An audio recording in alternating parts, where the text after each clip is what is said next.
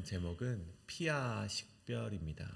피아 식별이라는 말씀의 제목을 가지고 하나님의 말씀 잠시 나누도록 하겠습니다. 중국에 보면 이 육정육사라는 말이 있습니다. 이 육정육사란 이 지도자에게 좀 소급이 되는 말인데, 지도자에게 바른 신하 여섯을 가리키는 육정, 그 육정을 가까이 하고 간사한 신하를 가리키는 육사, 이 육사를 멀리하라는 뜻의 이 육정육사라는 말이 있다고 하죠. 그래서 이 육정육사를 잘 지킨다면, 우리가 바른 신하 여섯을 가까이 하고 이 간사한 신하 여섯을 멀리할 때 이 나라가 멸망하지 않고 공명정대한 나라가 될 수 있다는 그런 말이 이 중국 유교에서 나오는 말이라고 합니다. 그중 육사에서도 특별히 우리가 조심해야 될 이 신하가 있는데, 사심으로 행동하는 신하를 조심하라라고 말을 합니다. 이 사심이라는 것은 이 설명하길 이기적인 마음으로 주군을 속이는 신하를 말한다고 합니다. 그래서 그런 이기적인 마음으로 속이는 신하의 말을 들으면 나라는 공명정대하지 못할 뿐만 아니라 이 나라는 멸망으로까지 치달을 수 있다라고 말하면서 조심하라고 이야기를 하고 있죠. 다시 말해서 우리가 이 가시적으로 보이는 이 반대편의 무리들이 우리를 위협하는 적들이라고 생각을 할 수는 있지만, 우리에게 실질적으로 더 큰 적은 어디 있느냐? 바로 우리 가장 곁에 있어서 우리에게 간사하게 속이는 신하가 우리의 큰 적이 될 수 있다라고 오늘 이 이야기가 말하고 있는 것이죠. 이것을요, 우리는 우리의 삶에도 동일하게 적용해 볼 수 있을 것 같습니다. 나라는 존재와, 그리고 이 우리라는 가정, 또 우리가 속한 공동체의 원수들은요, 적들은요, 이 가시적인 적들은요 아주 분명하죠. 우리의 원수들은 분명합니다. 물론 그러한 적들은 그런 인간에 따라서, 어떤 속한 공동체에 따라서 그 적들은 다 달라지겠지만, 가시적인 적들은요, 누군지가 우리가 알기 때문에 그 적들의 공격에 어느 정도 대비를 하고 있고, 그 적들의 공격에 어느 정도 공격이 와도 우리는 그렇게 타격을 입지 않고 흘려보낼 수 있는 대비를 하게 됩니다. 하지만 중요한 것은요, 우리의 삶에 그런 사심이 가득한 신하 같은 자들, 눈에 보이지도 않고 누군지도 구별되지 않는 자들, 우리와 가까이 있으면서 그러한 자들의 공격을 받으면 우리는 속수무책으로 당하게 될 수밖에 없다는 것이죠. 그래서 사단은요, 보십시오. 사단은 우리에게 보이는 저 가시적인 적들, 우리 원수들로서 우리를 공격하지 않는다는 것이죠. 사단이 공격하는 방법은 교묘하게, 정말 우리와 같은 편인 척하면서 우리를 공격하는 그런 교묘한 수법으로 우리를 건드린다는 것입니다. 그래서 우리 그리스도인들은 어떻게 해야 됩니까? 날마다 그러한 위협 앞에, 누가 우리의 적인지 알지 못하는 정말 그런 상황 가운데 늘 깨어서 누가 우리를 잡아먹고자 하는지를 분별해내야 된다는 것입니다. 물론 결론적으로 말씀드리면요, 우리는 우리의 실질적인 적이 누군지 우리는 알 수가 없습니다. 이게 결론입니다. 정말. 그럼 무엇을 제가 말씀드리려 하는가? 너무나 당연하게도 우리는 누가 우리의 적인지 구별할 수 없기 때문에 우리는 더욱더 하나님을 의지할 수밖에 없다는 것입니다. 우리가 알아차리지 못할 정도로 그러한 적들의 공격은 교묘하고 치밀하기 때문에, 그러한 공격을 알아차리기 위해서는 오직 하나님만을 의지하고 하나님께 모든 상황을 여쭙고 우리가 어떻게 해야 되는지 물으면서 조심스럽게 돌다리를 건너야 된다는 것이죠. 오늘 말씀이 바로 그러한 말씀입니다. 이 여호수아와 이스라엘이 마주했던 이 적들의 교묘한 위협 앞에 속수무책으로 당하고 있는 장면이 바로 오늘 말씀이었습니다. 저는 오늘 이 말씀을 우리 모두가 반면교사 삼는 시간이 되길 간절히 소원합니다. 그래서 우리가 이 말씀 가운데 우리의 인생은 매번 하나님께 물으시고 정확한 피아 식별을 통해서 우리를 수렁으로 빠뜨리려는 사단의 계계로부터 승리하시는 여러분 되시길 간절히 소원합니다. 그렇다면 오늘 두 가지로 이것을 나누어 볼 수 있겠는데, 오늘 말씀 피하 식별 첫 번째는 인간의 눈으로는 적을 구분할 수 없다는 것입니다. 인간의 눈으로는 적을 구분할 수 없다. 오늘 말씀을 보십시오. 오늘 말씀 1절에 2일 후에라고 장면이 나오고 있습니다. 2일 후에. 여기서 이 일이라는 것은요, 앞선 이 8장에 나오는 아이성을 정복했던 사건, 그리고 그 더 앞서서 이 여리고성을 정복했던 사건을 말하는 것이죠. 그래서 2일 후에 어떤 일이 일어나졌냐 보니까 이 가나안 땅에 있는 민족들이 연합을 하게 되는 그런 말씀이 나오게 됩니다. 이 여리고 성의 정복은요, 이 가나안 땅에 살고 있었던 그 민족들에게는요 굉장히 큰 충격이었습니다. 왜냐하면 이 여리고는요 그냥 성이 아니었습니다. 그냥 큰 성이 아니었습니다. 왜냐하면 이 성은요, 이 요단강을 건너와서 그 어떠한 적이 쳐들어오더라도 막아낼 수 있는, 정말 이 군사적으로, 정말 이 지리적으로도 보아하니 정말 그들에게 상징이 되는 건물이 바로 이 여리고성이었습니다. 어떻게 보면 절대 무너져서는 안 되는 성이었죠. 근데 그 성이 하나님의 도우심으로 무너지게 됩니다. 그러니 이 여리고성의 이 무너짐은 가나안에 살고 있었던 다른 민족들에게 굉장히 충격이었고 공포감을 주었습니다. 반대로 이스라엘 족속에게는요 굉장히 큰 사기가 오를 수 있는 사건 중 하나였다는 것이죠. 그리고 곧바로 이어졌던 사건이 바로 이 아이성의 정복 사건인데, 물론 이 아이성은요 이 여리고의 성보다는 작은 성이었습니다. 하지만 이 성도 이 무너지게 된 것이 굉장히 큰 충격이었던 이유는, 이 성은요 굉장히 높은 고지에 있었기 때문에 방어에 있어서는요 굉장히 요충지였습니다. 누가 쳐들어와도 그들을 손쉽게 막아낼 수 있는 성이 바로 이 아이성이었는데, 그 성마저도 이스라엘 민족이 한번 실패를 맞이하긴 했지만 그 성마저도 그들이 정복을 해냈다는 것이죠.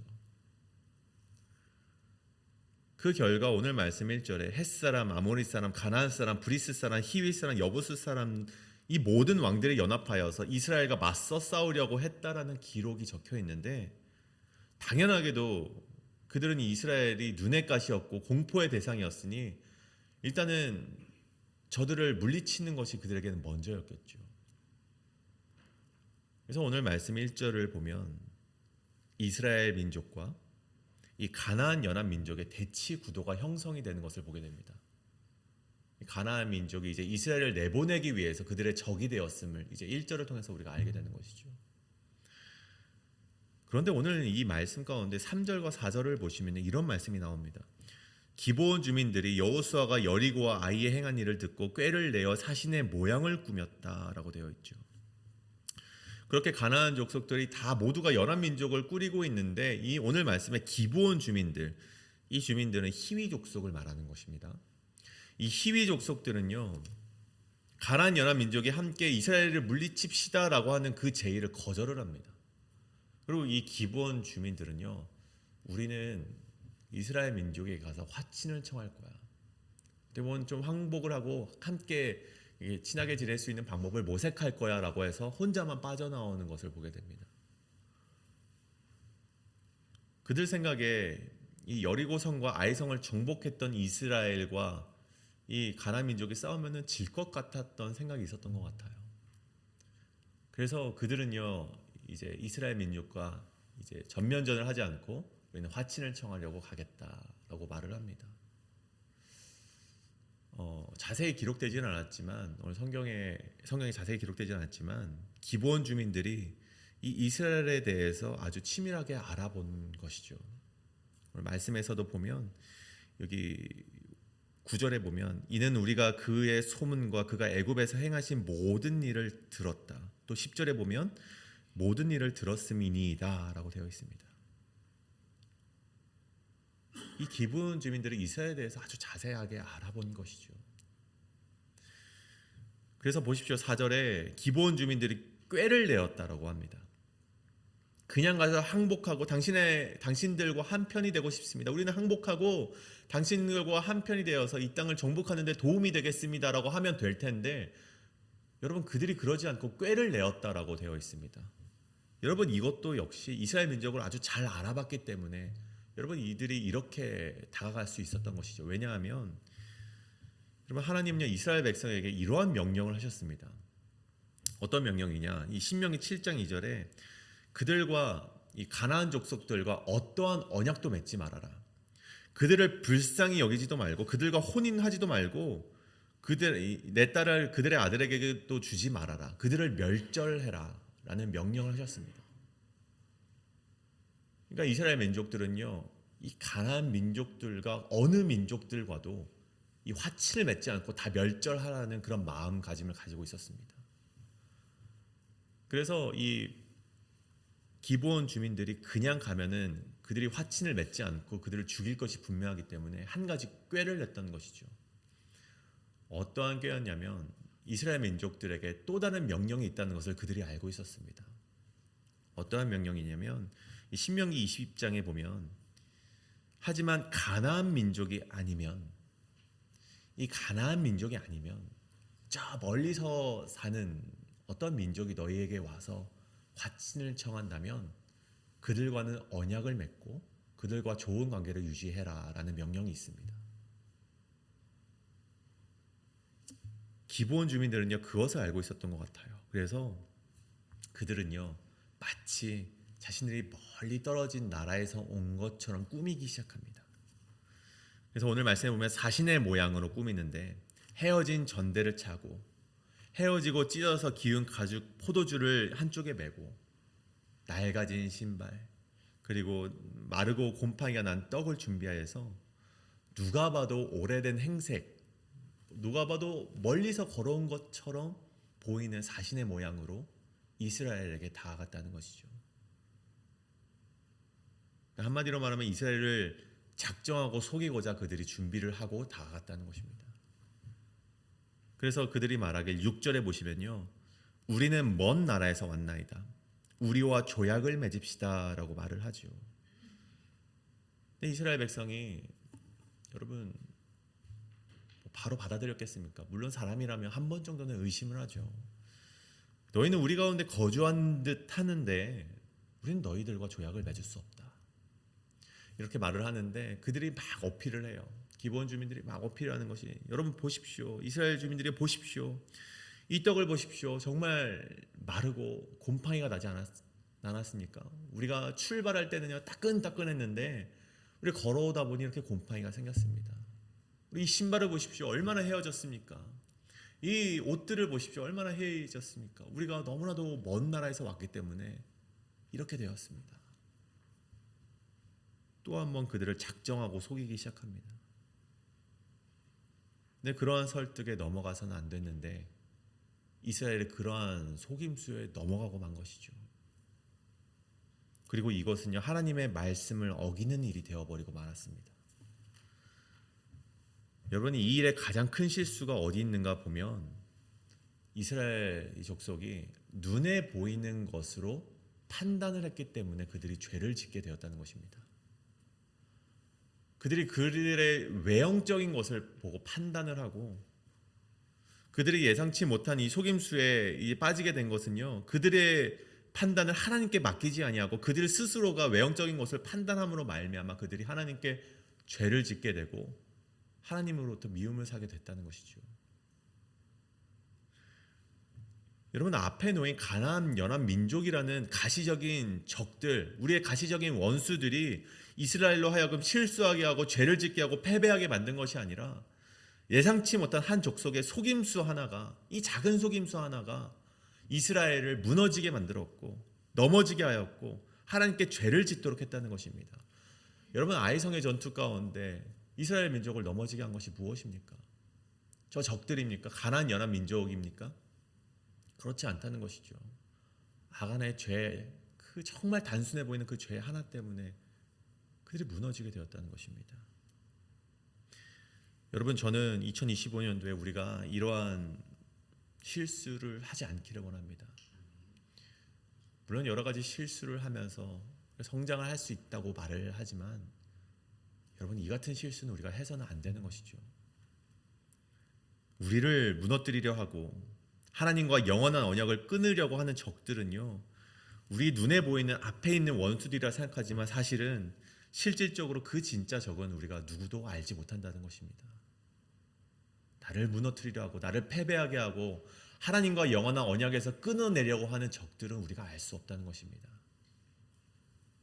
인간의 판단으로는요, 피하 식별을 할 수가 없습니다. 그래서 2025년도에 우리 여러분께서는요, 외형적으로 판단하는 것을 내려놓으시고 우리 눈으로 보이는 판단을 내려놓으시고 우리가 우리의 판단을 내가 하는 것이 아니라 하나님께 내어드리실 수 있는 우리 여러분 되시길 간절히 소원합니다. 그다음에 두 번째, 피하 식별 두 번째는 아까 방금 말씀드렸듯 하나님께서 판단하시도록 내어드려야만 한다는 것입니다. 여러분, 오늘 이 실수에 대해서 성경 14절은, 오늘 말씀 14절은요 이렇게 말을 합니다. 무리가 그들의 양식을 취하고는 어떻게 할지를 여호와께 묻지 아니하고. 여러분, 이스라엘은요 전투의 시간이 아니었습니다. 전쟁의 시간이 아니었기 때문에 충분히 하나님께 물어보고 판단할 수 있는 시간적인 여유가 있었습니다. 하나님, 저들이 화친을 하자고 하는데 화친을 맺어도 되겠습니까? 라고 물어볼 수 있는 시간이 있었죠. 근데 그들은 그러지 않았습니다. 앞선 두 번의 정복에서 승리를 했기 때문에 아마 그 승리에 도취되었을 수도 있겠죠. 아니면 또 이 정도 사소한 일 정도는 내가 스스로 판단해도 되겠다라고 생각했을 수도 있습니다. 어찌되었건 그러한 이유들로 인하여서 그들은 하나님께 묻지 않았고 그들은 하나님께 죄를 짓는 인생이 되었다는 것이죠. 여러분, 댐이 무너지는 여러 가지 이유 중 하나가요, 이 사소한 균열 때문에 무너진다고 합니다. 영국에 이 토리댐이라는 이 큰 댐이 있었다고 합니다. 이 도시에 물을 공급하기 위해서 세워진 이 영국의 댐이었는데 그 댐이 완공이 되었을 때 그 마지막에 사소한 균열 하나가 있었다고 하죠. 근데 그것을 사람들이 봤을 때, 야, 저런 건, 저 정도는, 이 토리댐이 얼마나 큰데 저 정도 균열은 괜찮을 거야 라고 생각하고 이제 물을 그냥 이제 쏟아냈다고 합니다. 근데 그 물의 압력이라는 것이 여러분, 우리가 무시할 수 있는 수준이 아니죠. 그 물의 압력이 계속해서 약한 부분을 계속해서 때리고 지탱하는 거기를 계속해서 압력을 주다 보니 결국 그 영국의 이 토리댐은 무너지게 되고 그 균열로 인하여서 100여 명의 사망자가 나왔다고 합니다. 여러분, 사소한 균열인지 이것이 심각한 균열인지, 저들이 정말 먼 나라에서 왔는지 아니면 가나안 족속이 위장을 하는 것인지에 대한 판단을요 우리가 해서는 안 되고 전문가이신 하나님께 내어드려야 된다는 것입니다. 전문가이신 하나님께 그 판단을 내어드려야지만 우리가 승리를 맛볼 수 있다는 것이죠. 여러분, 우리가 그래서 그리스도인 아니겠습니까?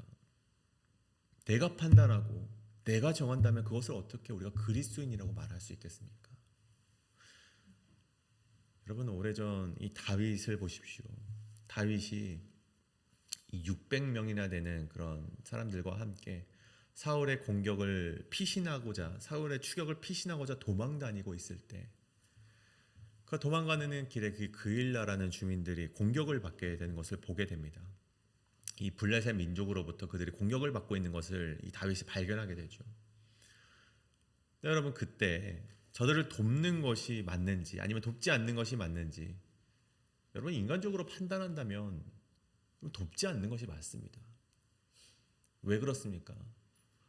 여러분, 어떻게 600명이나 데리고 도망가는 길에 지금 조그만 소문이라도 난다면 정말 그 사울이라는 왕이 모든 군마들을 데리고 추격해 올 텐데 조용히 지내는 것이 맞겠죠. 근데 다윗은요, 그것을 보고 스스로 판단하지 않았습니다. 그 판단을 하나님께 내어드렸습니다. 제사장 아비아달에게 물어봅니다. 하나님, 저들을 돕는 것이 맞습니까? 아닙니까? 그때 하나님의 대답이 무엇입니까? 가라, 너 그들을 도와주라, 그렇게 하나님께서 말씀하셨습니다. 근데 그렇게 도와주고 나왔을 때 그 결과가 어떻습니까? 그일라 주민들이 이 다윗과 그 600명이나 되는 그 백성들을요 다 이 사울 왕에게 이제 고발한다라는 하나님으로부터 그러한 예언을 듣게 되죠. 그런 말씀을 듣게 되죠. 어떻게 보면 도와주고도 배신을 당하게 되는 그런 상황을 다윗이 맛보게 됩니다. 그래서 누군가는 이 말씀을 보고 그일라를 도와주지 않았다면 좀 더 안전하게 피신할 수 있었다라고 생각할 수 있을지 모르겠지만 그 그일라 사건 이후에 14절의 말씀을 보면요, 이런 말씀이 기록이 되어 있더라고요. 사울이 매일 다윗을 찾되 하나님이 그를 그의 손에 넘기지 아니하시니라.